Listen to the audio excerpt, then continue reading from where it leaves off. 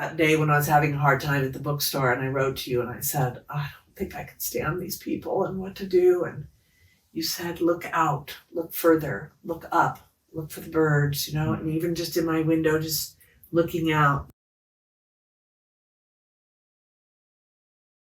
I mean, I know a lot of your story, but I don't really know.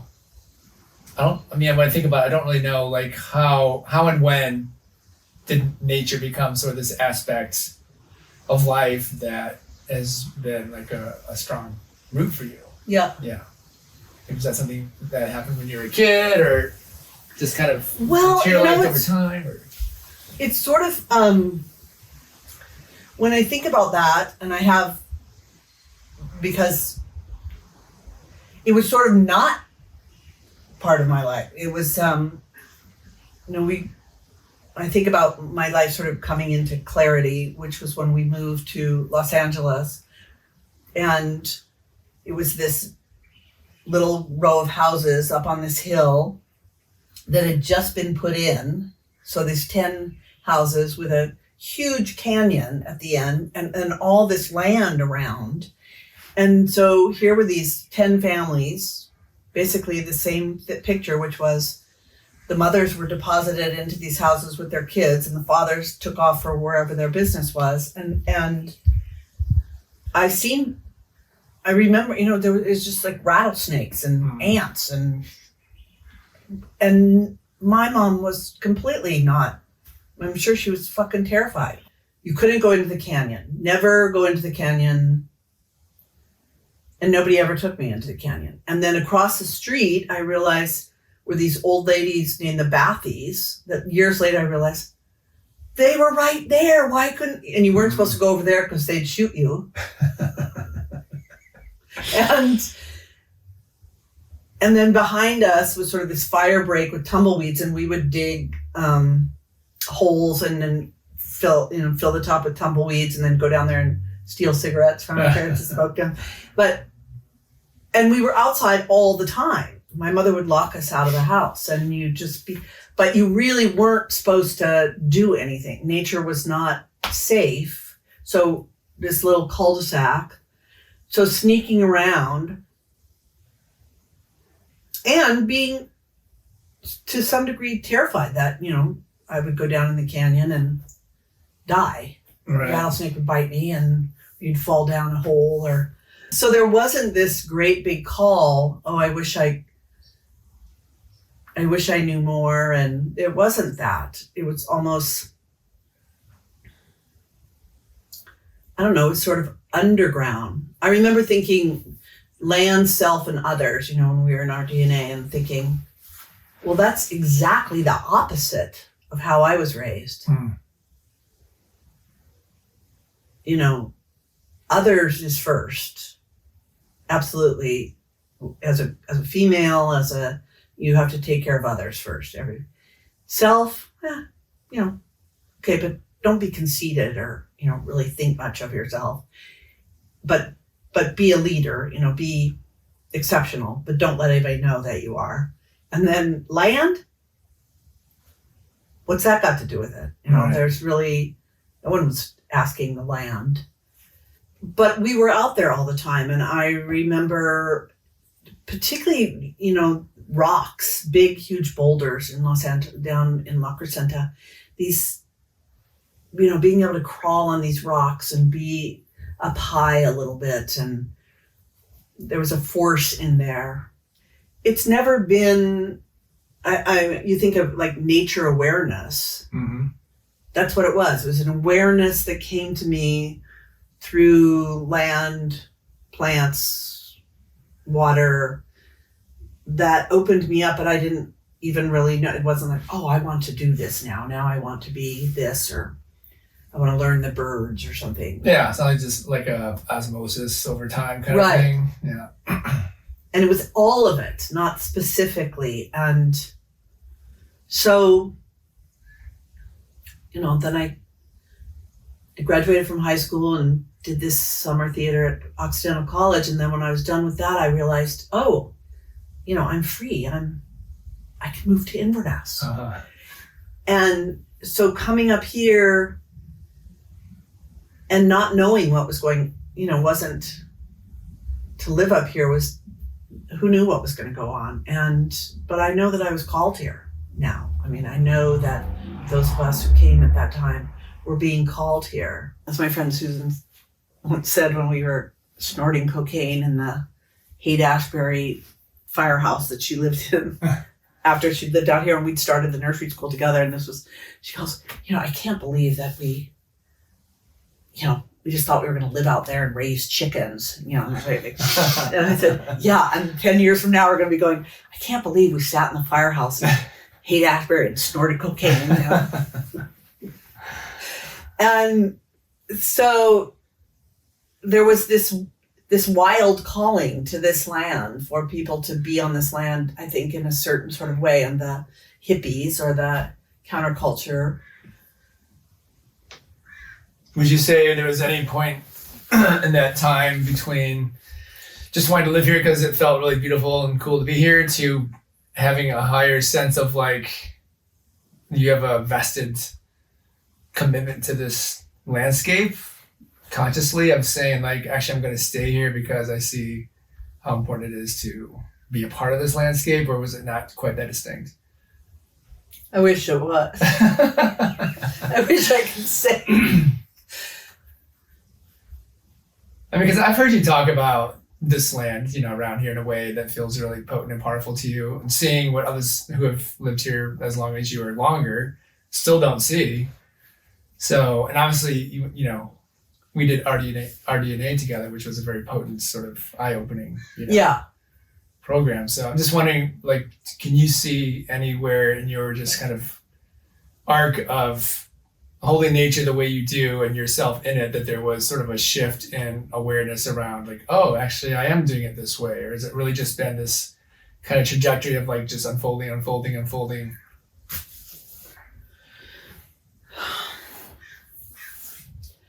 I think it's been more of an unfolding in that way of,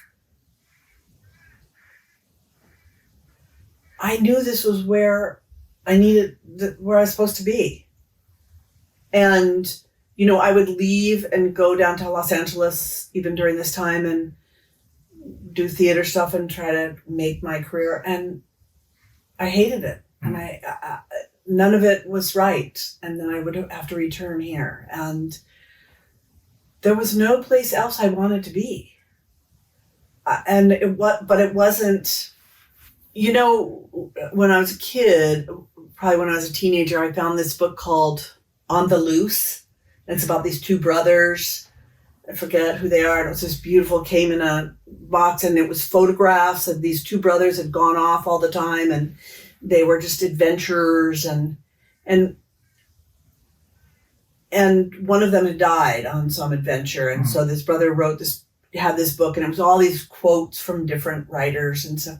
And one of the pages was this picture of them on Drake's Beach, which I don't like to call, I just call it Elephant Seal Beach now. And they were walking in the cliffs, and it said something like, to know someplace is to know it, and is this thing, and to know Point Reyes was to know Point Reyes in this way. And I remember just thinking,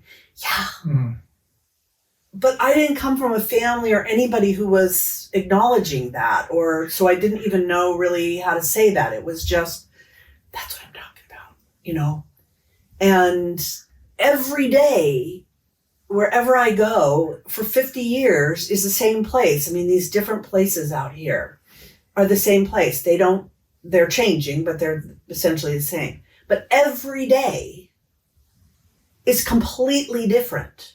I mean, it's just completely different. How the shoreline is, what's strewn on the beach, do I know the names of the seaweeds and what's going on? No, not at all. Am I completely affected by it? God. So we're just sort of having this dance without, the other day I see this shape. It's kind of like that shape of that fern in that picture, this curlicue, this kind of comma shape in the sand. And I've been looking at all these shapes. That day was all these lines in the sand. But this is kind of big, I look down at it and I realize there's a sand dollar at the end that's got some sand piled up around it. And I'm thinking, oh my God, did the sand dollar do this? Is the sand dollar moving? In all the 50 years that I've been out, I've never seen a sand dollar moving. And so I sit down and I look at it, and it's just getting light. So the sun's coming, and the little hairs on the top of this live sand dollars compared to just the sort of skeletal ones are sort of trickling. I'm thinking, is that the wind, or is that the sand dollar actually, like, all its little vibrating hairs moving it along? So, it's imperceptible if it's moving or not. So I made a line, the finish line. But it was like where it was back here to see if it moved away from that line. And I sat there for like 45 minutes and watched it move. Wow. I mean, it was so extraordinary. And that's what and it doesn't make me want to come home and look it up and find out about a sand dollar. I don't care. Right. I got what I wanted. I got what I came for. It's like that beauty and the miraculousness of what's going on is just, I don't know how people live without having that. Yeah, well, I mean, to me, what I hear is like there's a certain kind of willingness to create the time and space to be present, or to witness, or just to observe whatever is going around, as opposed to being in the busy mode of, making a great lifestyle. Well, yeah, for sure. That's for sure. But also, like when we were in our DNA and tracking and doing all these things, well, I realized I was probably, what was that? 11 years ago. So I was, still in my 50s. And it was interesting and far out to do those things, but I wasn't going to go out on the land and track. I tracked a sand dollar, for God's sake. Yeah. Hello. How many people have done that?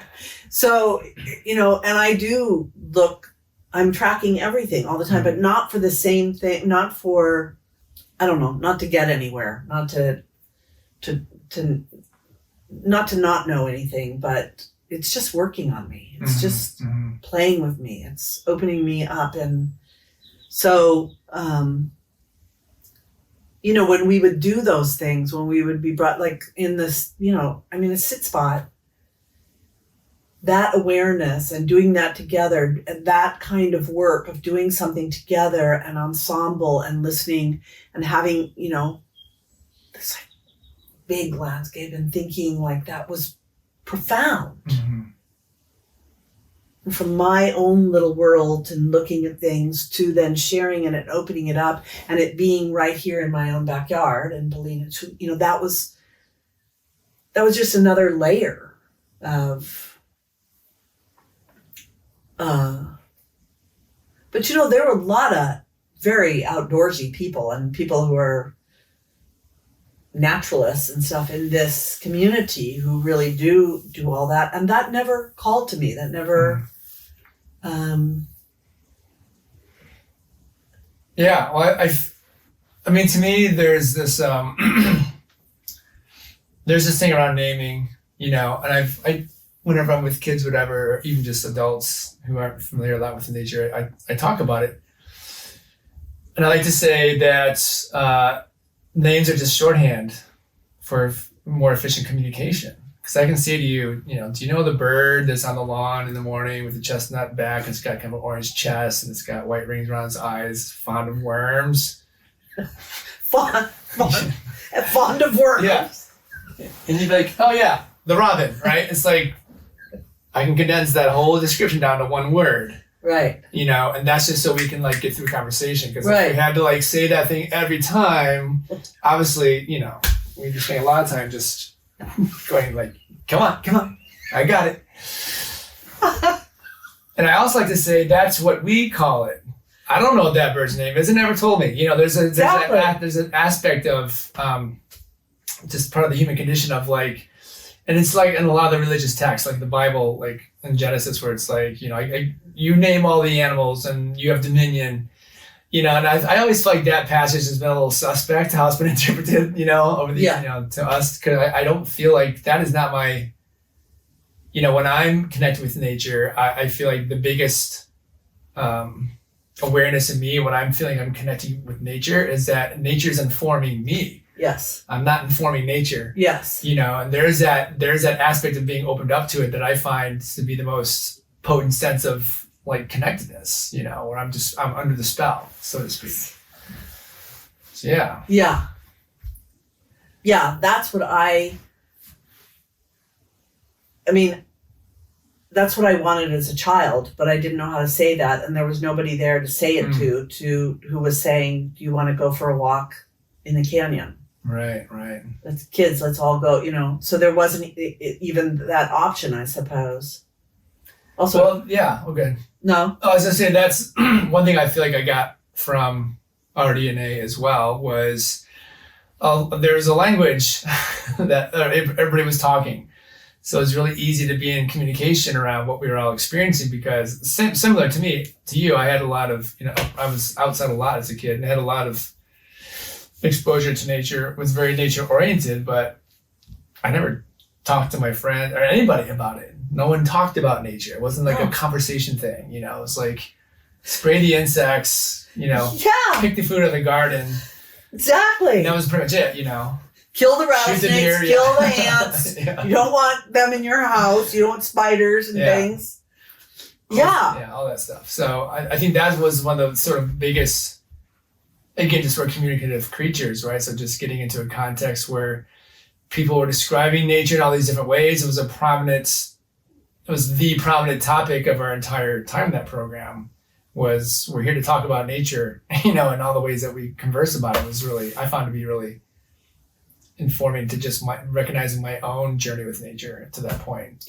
And the emotions that it brings up, like I was saying, that's the part. It's not just naming, you know, it's the same thing like you're talking about a robin. The birds that I know the names of, specific crows, blue jays, you know, the recognizable robins, are sort of dismissed because we have a name for them, and then I don't look at them in the same way. The exotic ones that, so this quality of naming and counting and having some association with them rather than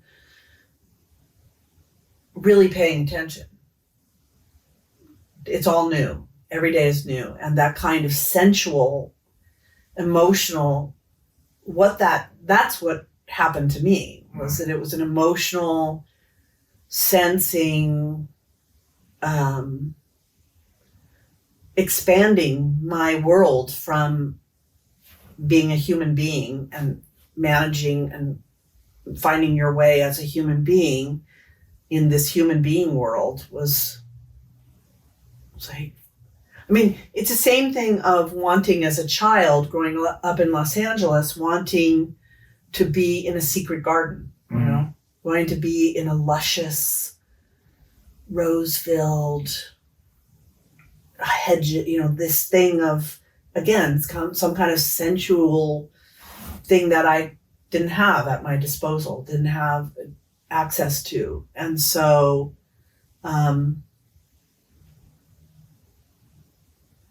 yeah, and I think that's the other part, is that there was nobody in my life that was saying and pointing out how wild and wonderful the world was. Like I said, and particularly being a female, there was danger to go out by yourself. And I've always been really wanting to be in the night, you know, going out in the night, and that's dangerous to go out by yourself at night. So that kind of wildness had, those parameters, and nobody was there saying, yeah, let's go. I mean, I'm sneaky, we won't go into that. But I think about that in terms of, people coming out here and little kids coming out here, and how this affects them, and the magic of kind of goes back to what we were saying about all the toys and bringing all that crap with you. Right. Whereas if you just sit on the beach, if you just go out there and find a shell to dig with, and all sorts of magic can happen. And and the eye starts seeing, rather than relating to all the toys that you brought, it starts to see. And I think that's what did happen when I came here as a child. I mean, I have pictures of me at Drake's Beach when I'm 7, and thinking that I've been to that beach now I'm 69, so. Yeah, 52 years, or 62 years. Yeah. Yeah, that's amazing. And it's essentially the same. Right. It's familiar, so every time, it's like, that's what it is. Gosh, it makes me cry. Yeah.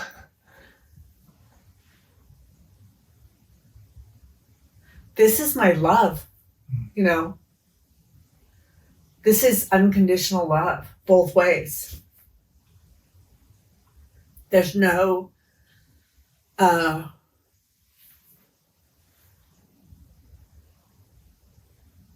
it's just pure love. It just doesn't, it never asks anything from me specifically,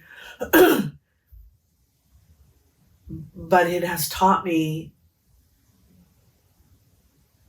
wow, it's like, it expects something from me now. When I go out to the shore, we're in there's call and response. Yeah. It's not, and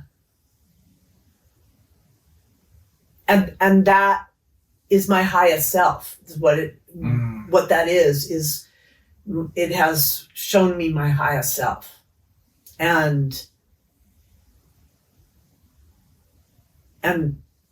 the same way, and I'm always at my highest self in a certain sense. It never says, gee, you could have done a little better that time, and the same thing with me. And, swimming in Tomales Bay, going into the bay every day, that same kind of thing. There's never this feeling like, oh, gosh, I wish that, I wish the tide was higher. Or I wish, it's sort of like, oh God, we're going to have to walk out all the way through the eelgrass. Oh God, and then, 2 years later thinking, remember that day when we were out here and this happened and that happened, and you have this reference, and every time it is mind-blowing that it's, how can this be? How can this beauty be? And just stay there and stay,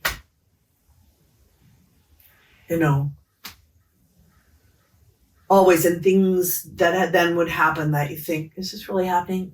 Every day going down late in the evening and swimming, and then calling out for the kingfisher, and there they come. You think, did that? Oh, wait. Maybe, and that's what I mean about there's a relationship that's mutual, that's reciprocity. There's a way that I expect myself to be because of what I've been given, and it's great to be that way. It's great to be. Yeah, I like that. It's like when you're 7, you don't know. You're just there and you're just doing your thing. But over time, you start to reflect on your experience when you're in those spaces, how you think, how you feel, starting to know every nook and cranny of the ridge line on the cliff, or just the shape of the bay and the sand, like all that. And it does become like this almost like a living book, of which you're in it. Like you're in that story because you're down there so much. And things like on the shore, there's these huge rocks. There's these huge rock things that are sometimes completely visible and standing up, and you have to crawl over them. And 2 weeks later, they're gone. Mm. There's no trace. Right. I mean, it's pretty extraordinary to me to have come from the family that I came from and the people and thinking about this, and to be so in love with a place and know that my life is completely shaped by that. Yeah. Well, that's a good segue, because I was just thinking about wanting to pull on your just your writing sensibilities and your love of mythology and story, and seeing if there's a there's an allegory or a analogy in there about just that very thing. Thinking about your start, where your roots, your family culture, and then how you became the proverbial black sheep.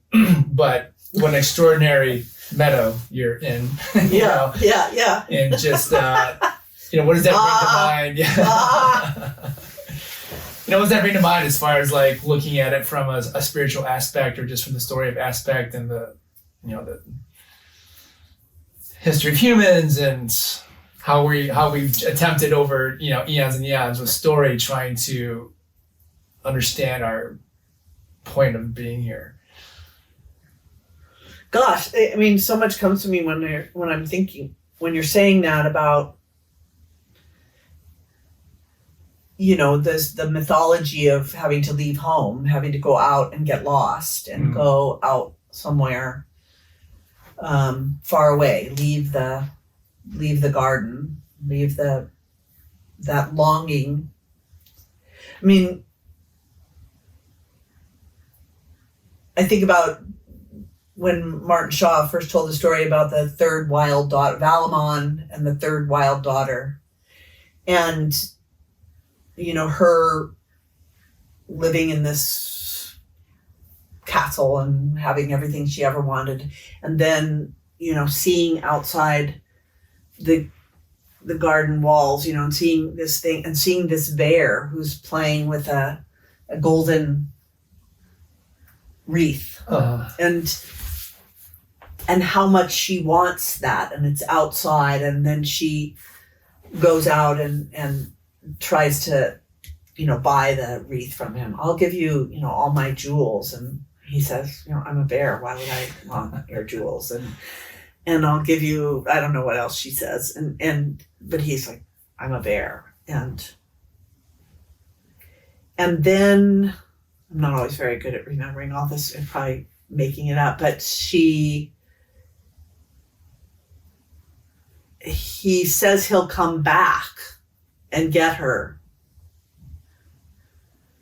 And I guess he gives her the wreath. Like I said, I'm probably making it. But and then she goes back and she tells her father that she's gonna, tells her mother and father that she's gonna leave with this bear, and that he's gonna, and the father's like, well, no. The first daughter's got to be married first, so we'll send her first, and so the first daughter goes out, and he says, okay, climb on my back, and they're riding along, and he asks her, is this the best thing you've ever done? Is this, the best place you've ever been? And she says, no, I mean, I have a bedroom up at the top of the castle, and I can see much further, and he knocks her off, and she has to go home, and then they send the second daughter, and she gets on, the same thing happens. He asks her a question, and she's like, no.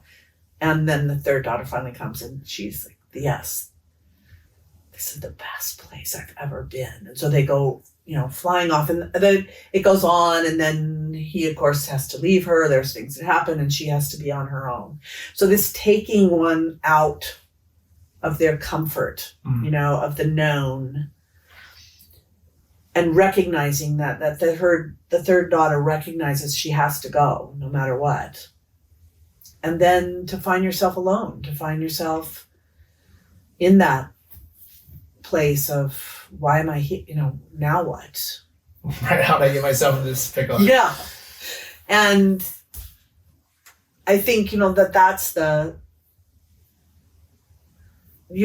true story, both inner and outer. And if there's a landscape, if there's a place, at least that's what I realize now in my life, if there's a place that I can traverse, literally, that is recognizing me. I mean, I think that's what began to happen, is that, that sounds, sort of, I don't know, weird or anthropomorphic or something but it is the land. We're here in it together. It needs us. It's those stories are real. To get lost on the land is to be, recognized, and to find our way into being true humans that are connected to everything. Recognized by who? I'm curious more about that. Like, what's doing the recognition and what's being recognized?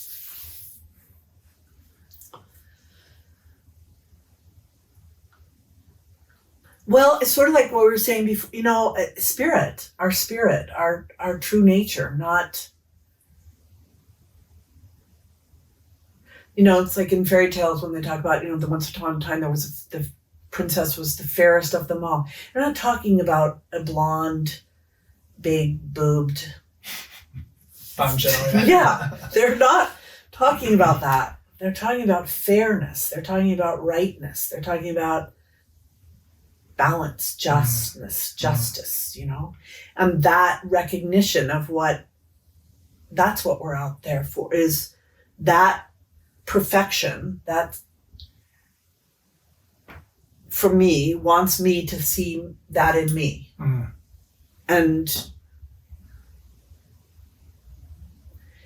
And when I see that, which I can't not see, it's just so, that is a reflection of me. So that understanding that there is no separation, that and the expectation of myself to behave in like that, with that kind of understanding, I too am a spiritual being.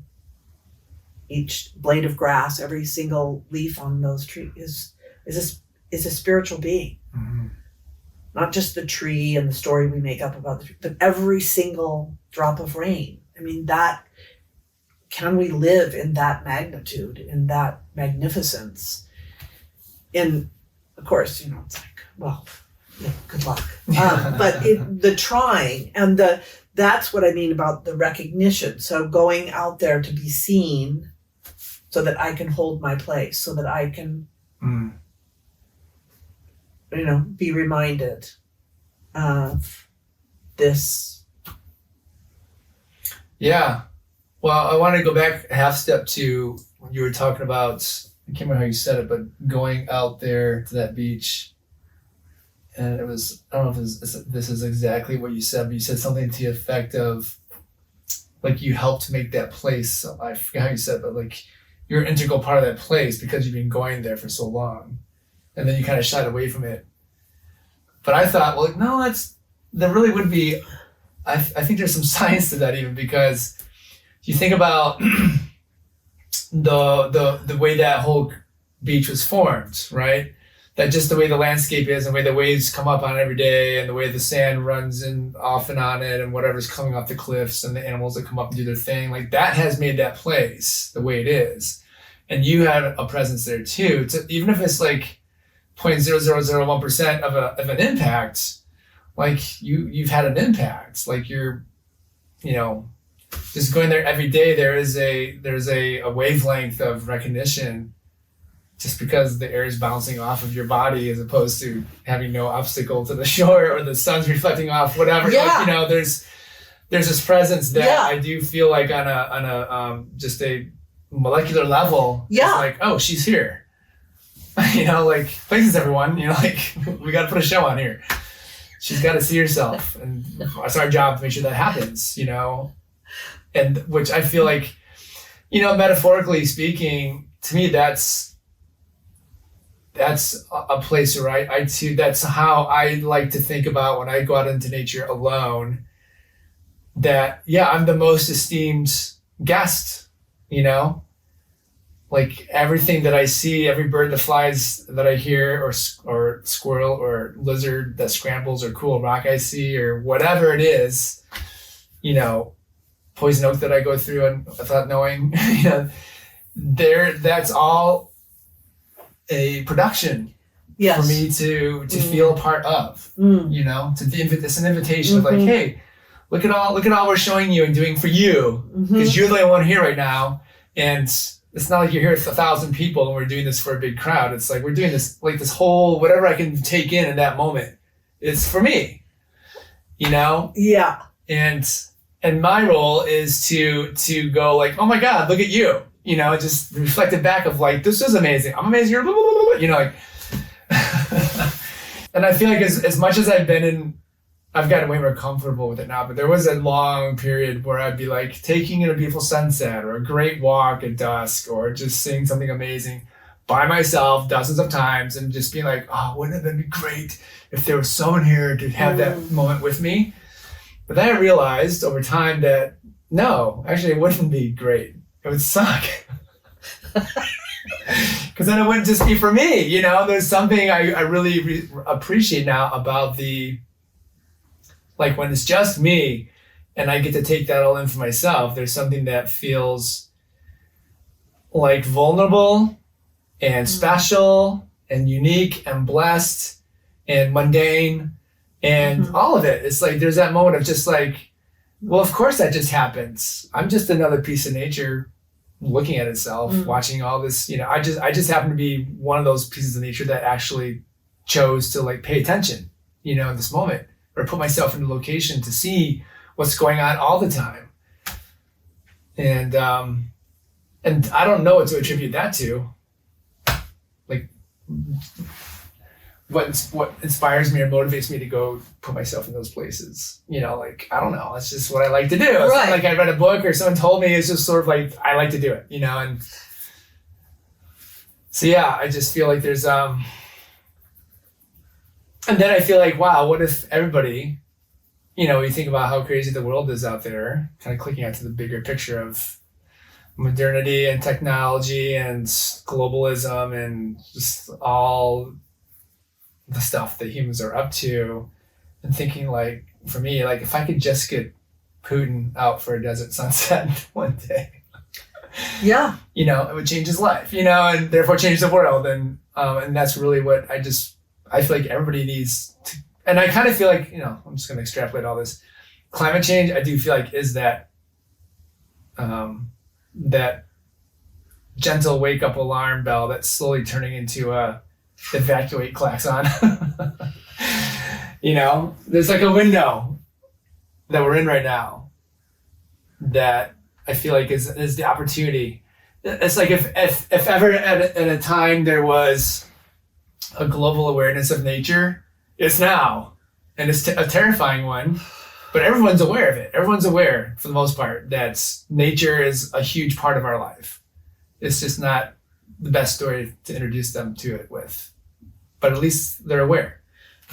Right. You don't want to have to come in with alarma de incendio. You know, you want to come in with a big bouquet of flowers, or, you know, and say, or a packet of seeds. And, you know, can you imagine this? And you start having that us be touched. I mean, that's sort of what we're talking about, is that's how I know this place called me, because no human being was saying I got to be. No human was saying, yeah, you should go there, or this, you should have this funky little life out in the middle of nowhere. And so that call and response, where we're at this point, I mean, it's sort of like that thing I wrote about the secret life of human. I want to write a book about the secret life of humans because, hello, you know, this is not a secret. This fundamental, we're all in this together, is not a secret. It's no longer the Western mind. The Western people know this. The indigenous people knew it, have known it in their body. It's in their, and it's in us. It's in me, even as a Westerner. And so, you know, it is in me because it is me. That all of that is me, and I'm made up of the same, you know, material world, and our programming and what the making the choice. So how we educate our children.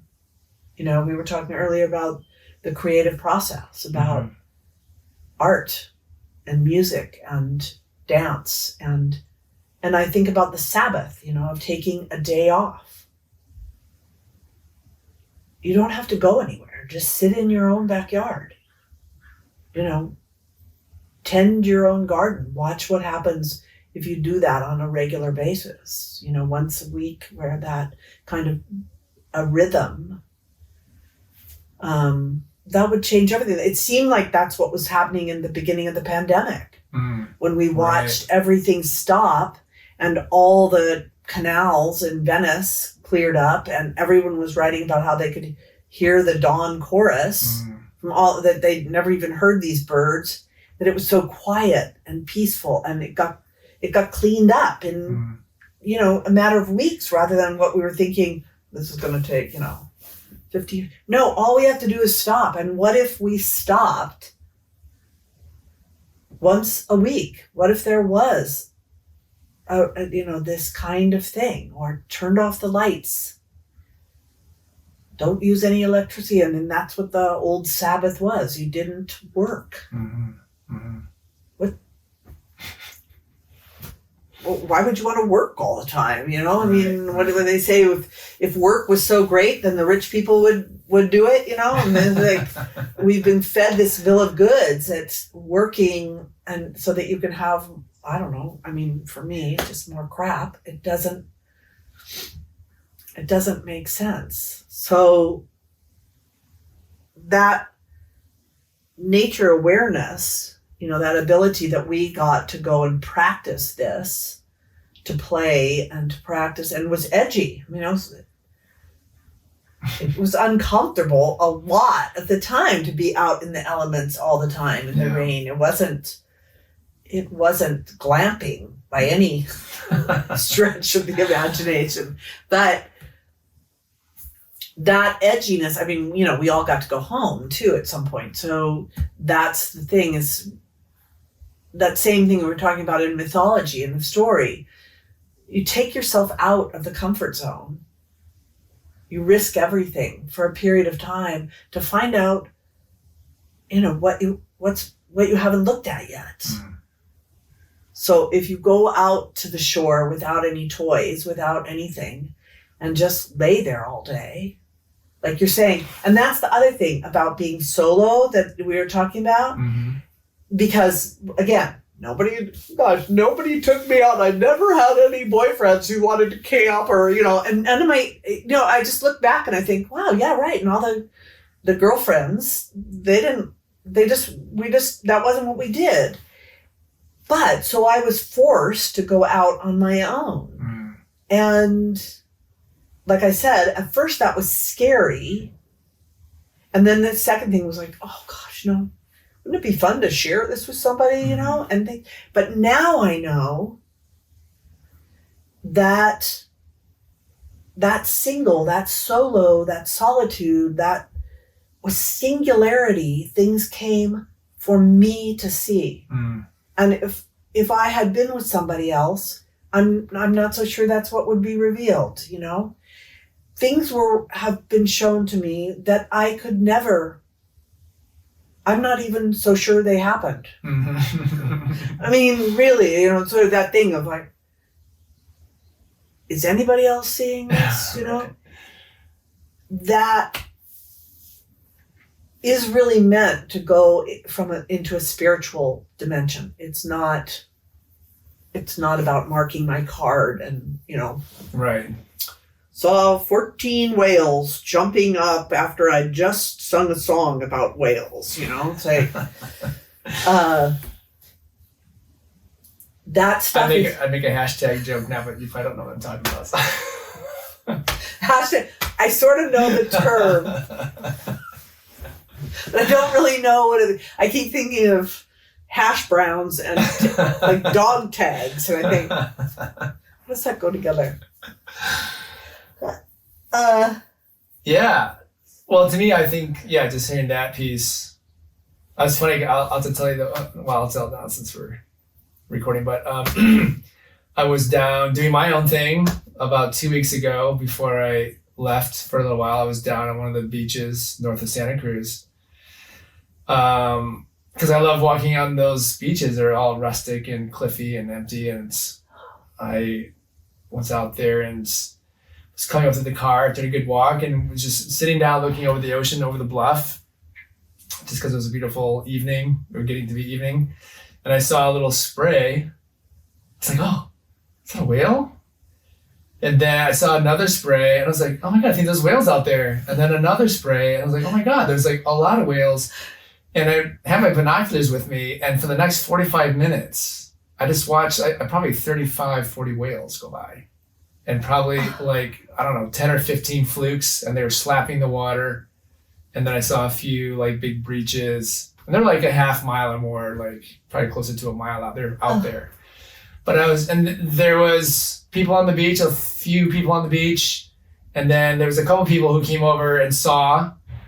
And so I got to share a moment with like 3 or 4 of the people. But I was thinking, like, these whales were going all the way down the coast. You know, I'm just like, how many people on the coast? Exactly. How many people are seeing this right now? And I was just like who gets this live, you know? Exactly. Yeah. Exactly. And all that's going on all the time. I mean, the other night I couldn't sleep. I mean, I woke up. And all of a sudden I realized the owls probably woke me up. This owl was doing, and I could tell it was over by the creek. It was on that side, and it was making this sort of monkey sound. Ooh, ooh, ooh, ooh, ooh, ooh. And I thought, get it up. And then from over here, this response was,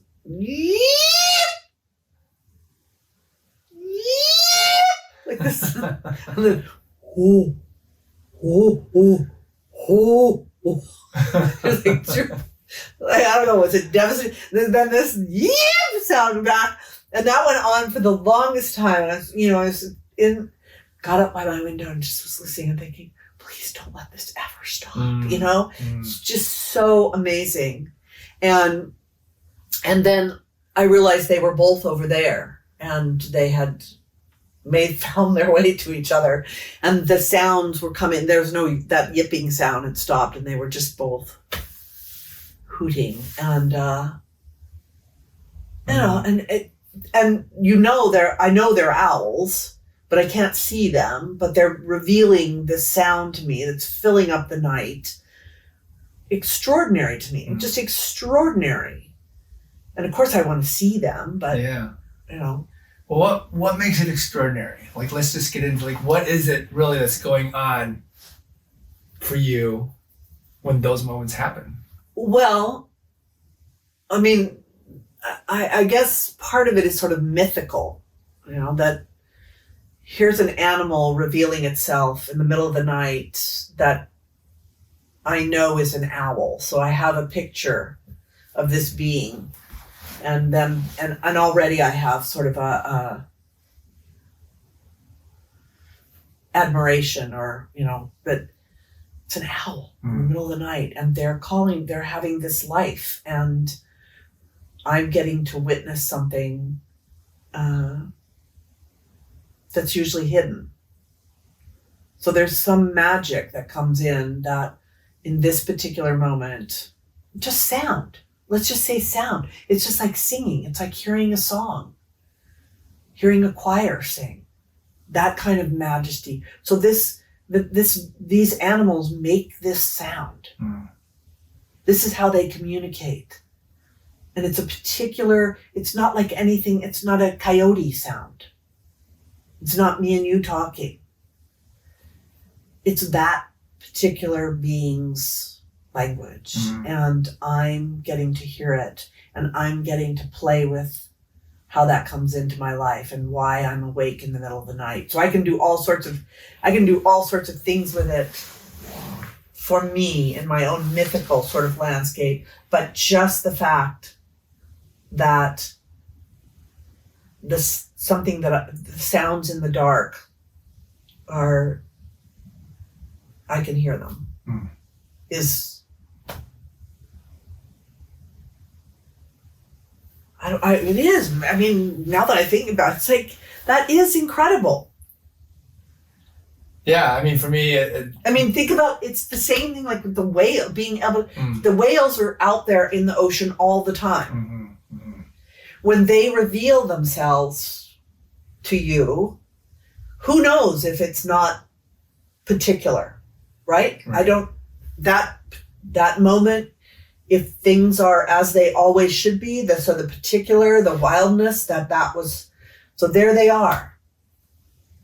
All of a sudden you see one, this thing is going to go on in front of you that you have to be awake and aware to. So like, it wouldn't be seen if it wasn't seen. It's like the Zen, does a tree make a sound? Yeah. So is there any life out there without us seeing it? Is all that green that we're looking out there, is that us in our iframe pulling in all the light and all the... I think it is. And much, much more. It's... Yeah. There's a piece in there for me with thinking of, if you watch a nature show, you get the sense that this planet is like just overflowing with life forms, which it is. But in a nature show, it's like, oh, you see this stuff's out there all the time. And maybe like in Africa and the Serengeti, it still is. But around, I would say, anywhere I've been, it's not. Like, you don't see it. You see some insects, you see some birds. Once in a while, you catch a glimpse of something else. But the amount of other life forms, I guess that's kind of what does it for me, is there's other life forms. Like, we're a life form. And there's these other life forms out there around us all the time, on a very small scale, and when it comes to whales, like on a gigantic scale, or on a scale that could harm us, on a scale that we need to interact with on a certain level to live, and we just almost never see it or hear it, or just it's almost like in a different dimension. Yeah. Until we really put ourselves in a context where that dimension gets revealed to us. Right. We start to see and hear these things. Right.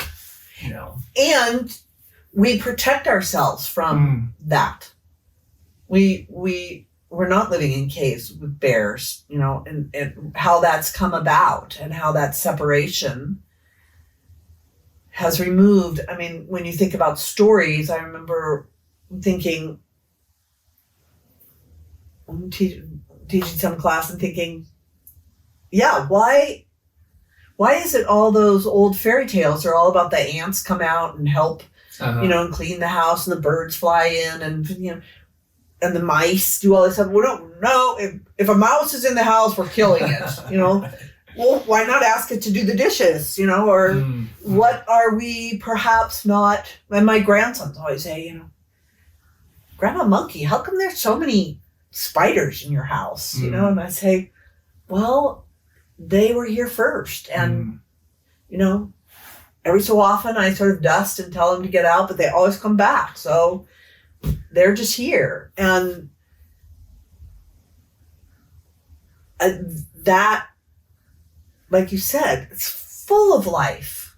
The tiniest, remember when we were in RDNA and we'd sit out in this, I realize now this is so me, but we'd sit out in the fields and everybody, you know, be dark and dawn, be raining or whatever. And we'd come back and everybody was like, did you see the, you know, red tail? And then the coyote came down and stuff. And I'd be like, yeah. And I saw, just before I fell asleep after the last, fell back asleep, I saw the tiniest orange spider, you know, about the size of a pinhead.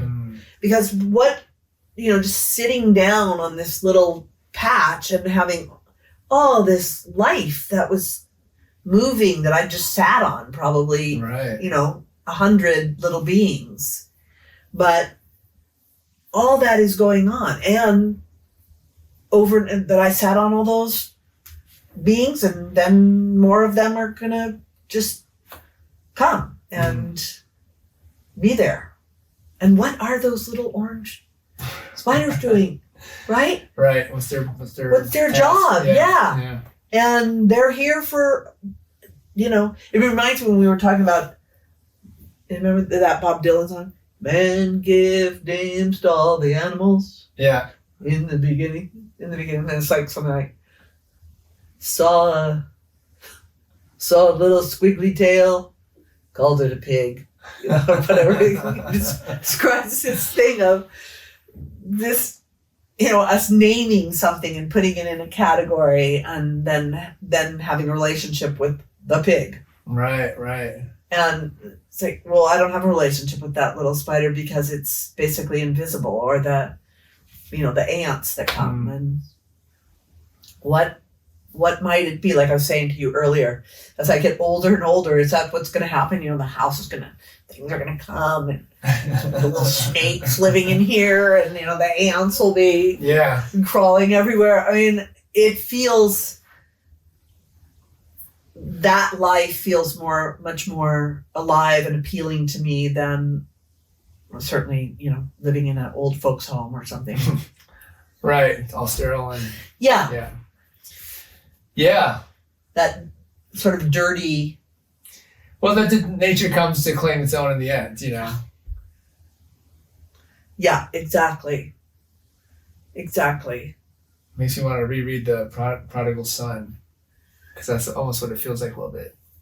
Really? Yeah, I actually had a thought about that story the other day, because I was thinking, like, you know, at least in my upbringing, whenever I heard that story, it was all about the celebration that this wayward son had returned. Right.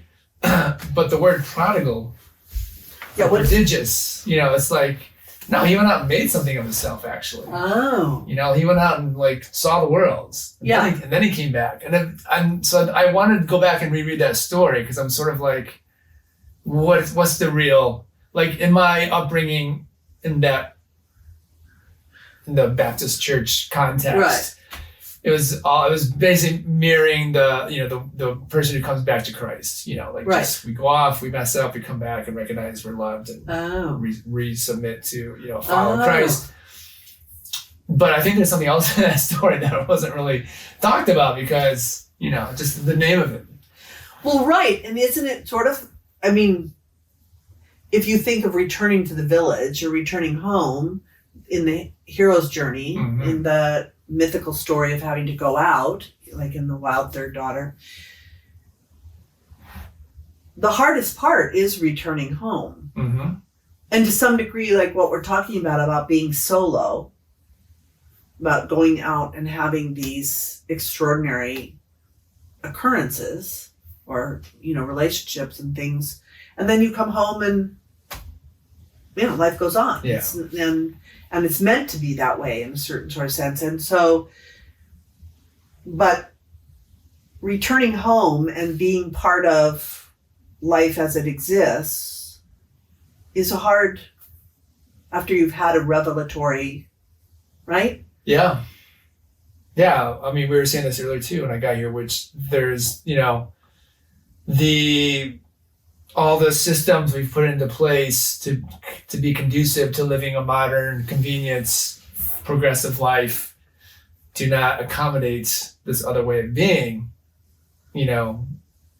Like there's like people want you to come back and tell you what you heard in the news on Fox or how good the movie was or whatever. No one really wants to hear about the sand dollar who moved an inch in 45 minutes. That's like, it's not news to them. Really? Yeah. Okay. I know. But I, to a set of ears here, I'm like, oh my God, you saw how many dead sand dollars have I seen, and to actually hear a story of someone who actually saw a live one move, it's like I know. Quick, call the press. I know, exactly. That's the way I feel like too. Can you believe this? It's like, yeah, I gotta be going. I'll see you, Yeah. But I guess.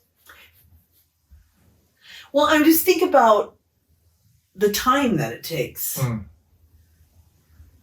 And sometimes people will, say to me, oh, you're so lucky that you live out here. Well, I also want to say, I made choices, both consciously and unconsciously, to live a life that wasn't very productive in the sense of the world, I don't have a college, I don't have any letters after my name, I don't have a resume I don't have any savings, I don't own a house. The richness, the wildness that I wanted came this way. It came in this package. It came making those kinds of choices for me. And I think that, one of the things about this work that I did with women on the land with Story and called the Wedding Dress Project was this thought came to me. I mean, it was all around the material world, and did it matter that, in the case of the wedding dress, it came to me, did it matter that you wore a garment on the one day that you took, that most human beings only take one sacred vow, unless they take a religious sacred vow, of marriage? Did it matter that you wore a garment that was made in a sweatshop or by people who couldn't even feed their families? Did it have an effect upon you to wear clothing and where it came from and how it was made? Did that maybe sort of that question of, then everything matters, right? If this if me seeing the sand dollar moving, that means that everything's moving. That means that everything matters. It has that potency. And so you were sort of talking about that on the Solstice podcast about, computers and where they come from and this thing of, if we really look at sourcing, if we are spiritually, where this silk came from for this dress, if you knew where, if you even imagine where it goes back to the silkworm, if you have that awareness, does that change what happens? And so that was my question. Does it matter what we wear? I love clothes. Does it matter that we wear things and how they're made? And particularly looking at wedding, looking at love, so when we create a context to hold ceremony, does it matter what's there? And this was increasingly becoming a question as I watched from my generation where people just got married out in the field barefoot in, a dress from a thrift store or a dress they made, to this increasing context of huge weddings and huge what feel like consumption for a day rather than what, and then divorce being so prominent. Mm-hmm. So was this really holding up? Was it really holding up, Right. sort of, and what was it holding up? And so this thing came to me of what if women got together and took apart a wedding dress, like seam rippers, took apart every seam and sat in a circle and were basically completely unproductive. Literally. Yeah. We're undoing, and in the process we would tell stories. We would, about what's love, what are the things you're hearing, who told you, what's the context that we're holding, and could we unpack these things? Could we bring to the surface that which is unseen, and then what would be the reforming? What would we come up with? Just asking those questions, not that anything's wrong, but sort it out in a certain sense to me, because what I could see in terms of sacred practices and sacred vows, that humans it wasn't holding up very well. Mm-hmm. So yeah, don't go to church, don't be a Catholic, but what are you? What are you holding up? Then what is the spiritual dimension that you stand for and you can create out of? So somebody doesn't tell you what to do, from here that this has formed as a real process of so what I was going to say about is those things take time. They're not answers. They're not an answer that comes quickly. It's something that takes time that one sort of wanders around in. And that kind of thing of unpacking all your bags and being, well, now what do I believe in, or what do I see? And I think, isn't that sort of what going out on quest is? Yeah, I'd say it's very similar. I mean, what I was actually liking about the visual of a wedding dress taken apart, I mean, to me, that's almost similar to seeing a live sand dollar. Like, who's seen a wedding dress completely taken apart?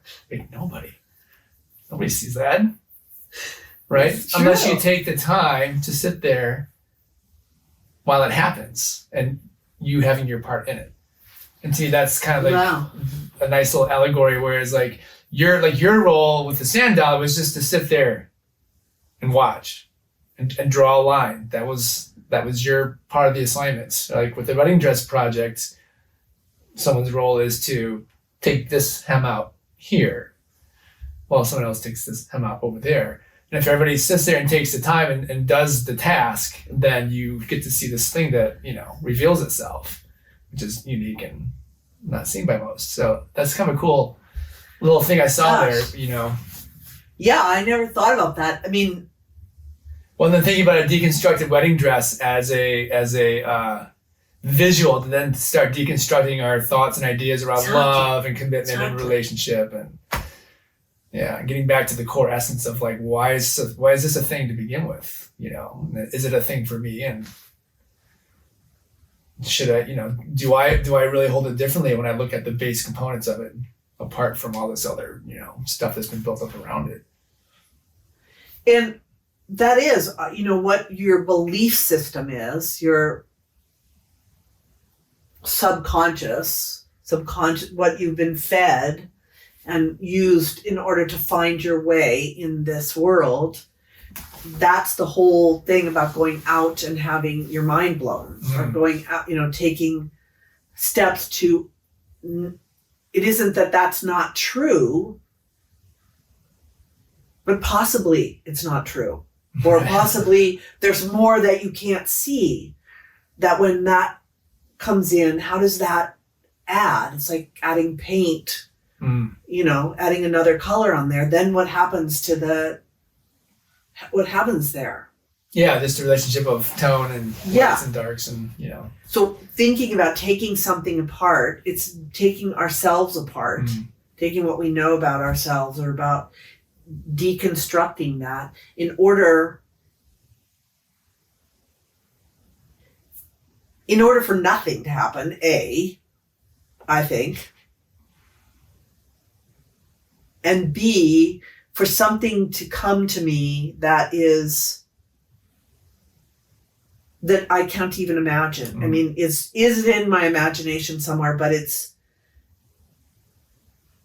has to come from this and this sort of meeting, I was thinking about that this year watching the persimmon tree now for 12 years and 13 years in this house. And, there it is out the window. It's completely sticks. There's not, it's just brown and it's just completely sticks like this. And then one day, all of a sudden, there's bumps on the sticks. There's little ridges. You can start to, it's kind of you don't have to go out and touch it and think. Pretty tricky, It's like, you thought I wasn't watching, And then, 2 days go by and there's out of the corner of my eye, there's, this green, this yellow, this light flash. There's some kind of, and you realize that there's a curl of a leaf that's now popped through. I mean, and then you go out and you feel the leaf comes out. The leaf is like paper, right? And it has pushed its way through this hard wood. It's unbelievable. Yeah, it is. And what begins this thing that keeps just revealing itself over and over again to me, which is the whole cosmos. The light is changing. The sun is, moving. And so this is hitting the heat and the warmth and the way the whole world is hitting this persimmon tree. And down in its roots, the very bottom of the earth is pushing. The center of the earth is pushing itself up to reveal itself as this is pulling it at the same time. They're like, it has to be together. It's the same motion to meet in this place that could not be done without each of them. Right. And then the fact that it turns into a leaf and then a group of leaves and then a pattern of leaves and then this whole thing. And then pretty soon, the fruit starts to come out of where just the leaves were. Right. That, right? Yeah, that stuff is too much. It is too much, and it's happening just all the time, right? Time. It's just natural. It's just the right thing to do, and it is mind blowing to me. It just is. If I didn't have that, if that didn't exist, if it was just humans, no offense to humans, myself included, I'd be out the door. I'd be, it just. Yeah, I mean, we've done a lot of impressive things, but yes. We still haven't done anything quite at that level. And so willingly. That's the part. Just show up, play your part, like that thing I wrote, Yeah. Take your part in the billion-year-old stardust in the garden, It's... And leave it better than you found it, like we can do that. That's what humans are here to do, is to leave it better than we found it, because our job is to go higher. It's to understand and then take responsibility for, and that we're right at that, right? Aren't we? Yeah, we're right there.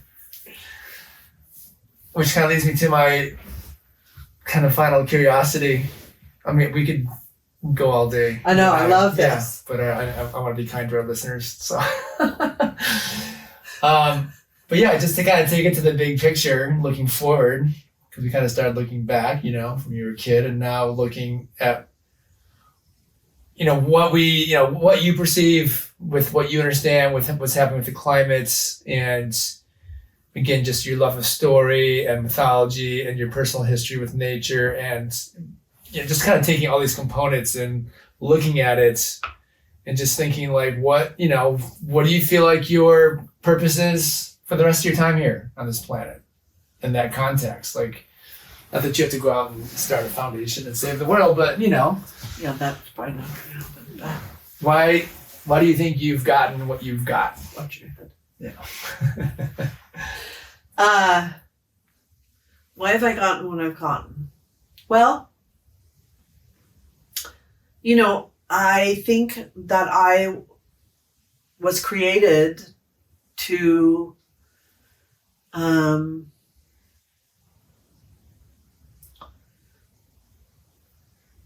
bring, let's see, I don't exactly know how to say this. I think that what I understand about myself now is that my job is an artist. My job is, that's my gift. It's my mission. And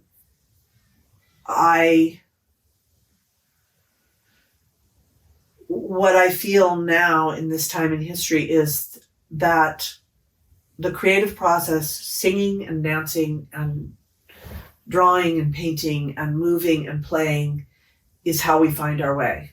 That this not knowing and then forming something like we were talking about before is literally the way in. So things like,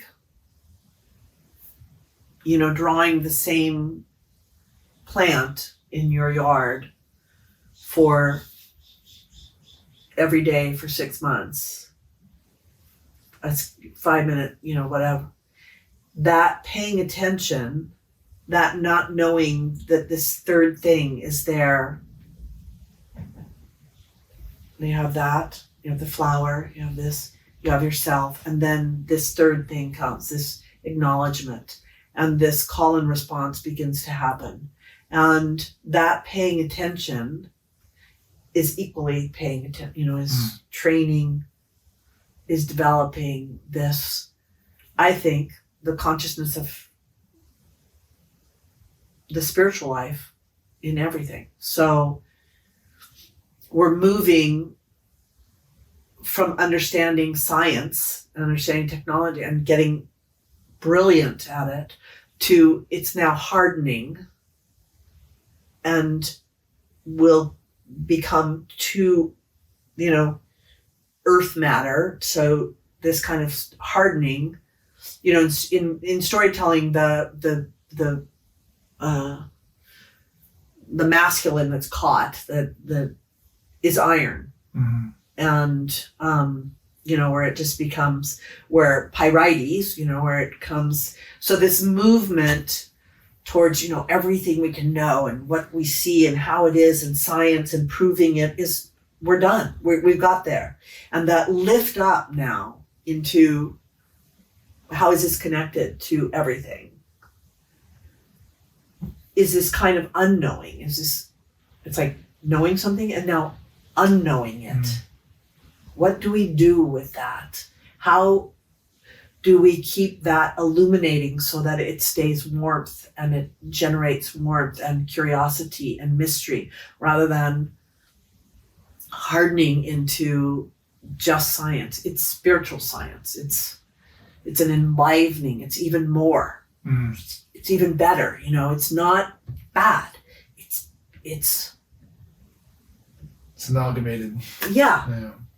So my, dream for the next part of my life would be to have a big barn, a big space that was filled with all the materials that I have for sewing and drawing and painting, and that people came there and did that and played, and it was just ongoing, that was sort of part of the village and part of every village. And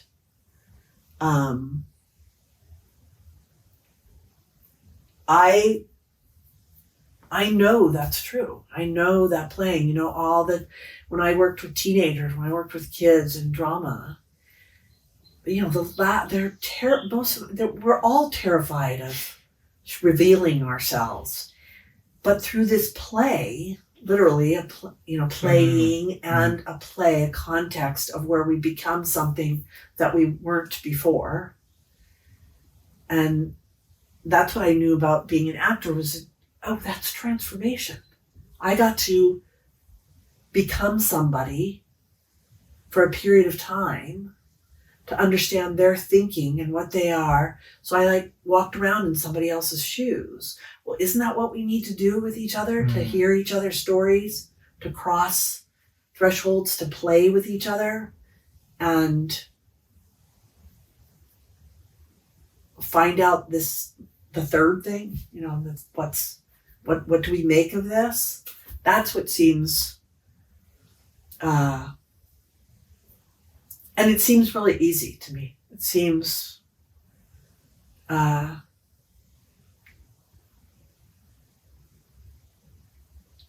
it's, when I see it, it's sort of, it's like the Emerald City or something. It is. It's like getting to this place of understanding, and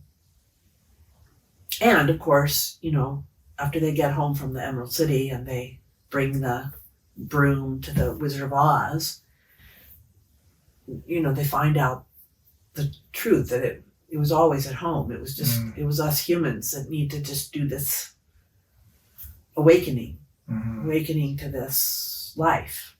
And so, I want a big barn where we all could live, sort of thing. I want a big house where we all could live.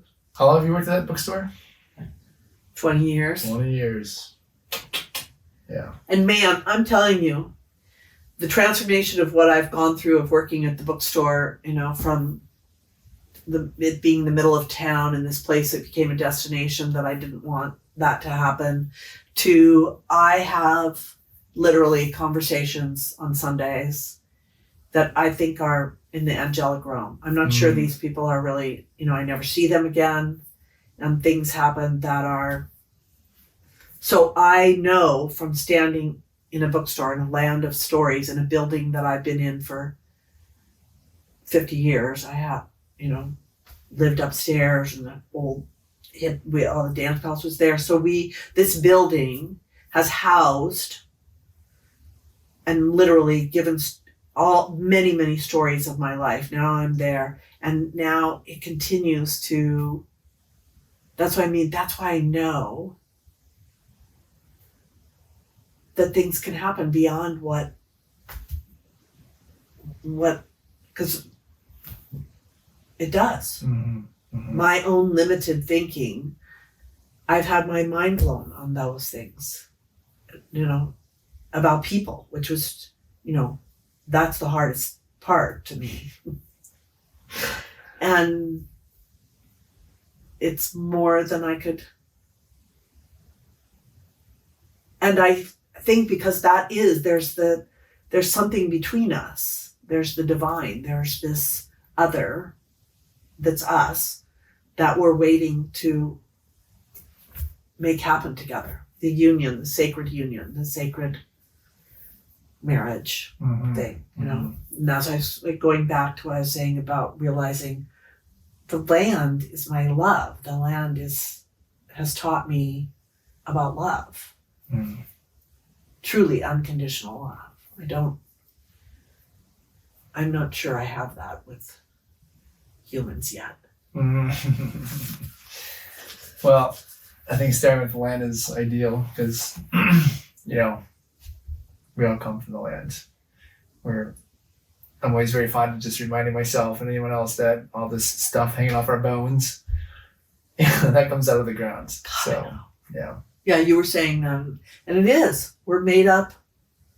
Our bodies are the same as the body of the earth and everything. So, yeah, dig that. Yeah. Yeah. Well, I think we should end it there because otherwise we're just going to cover everything on this side. Geez, I know. Stay tuned for another exciting episode where Sean and Lisa find their way through the universe. Dun, dun, dun. Well, we'll definitely do that because I think about the great conversations we had and how great it would be to have them all recorded. But if we can capture a few. I'd love it. Yeah. I love it. What a great opportunity to share from our wild beginnings. Yeah. You know, and I think about it, we'll just end on this, that I think about you often, even today when I was waiting for you, that day when I was having a hard time at the bookstore, and I wrote to you and I said, I don't think I can stand these people and what to do. And you said, look out, look further, look up, look for the birds, you know, and even just in my window, just looking out. And today I was waiting for you, and this little bird I could tell was just flitting around, and I thought, yeah, come closer. You know, come closer so I can see you. And how still can I get? So how can I get out of my own way, you know, and see all that's there? Thank you for that. Yeah.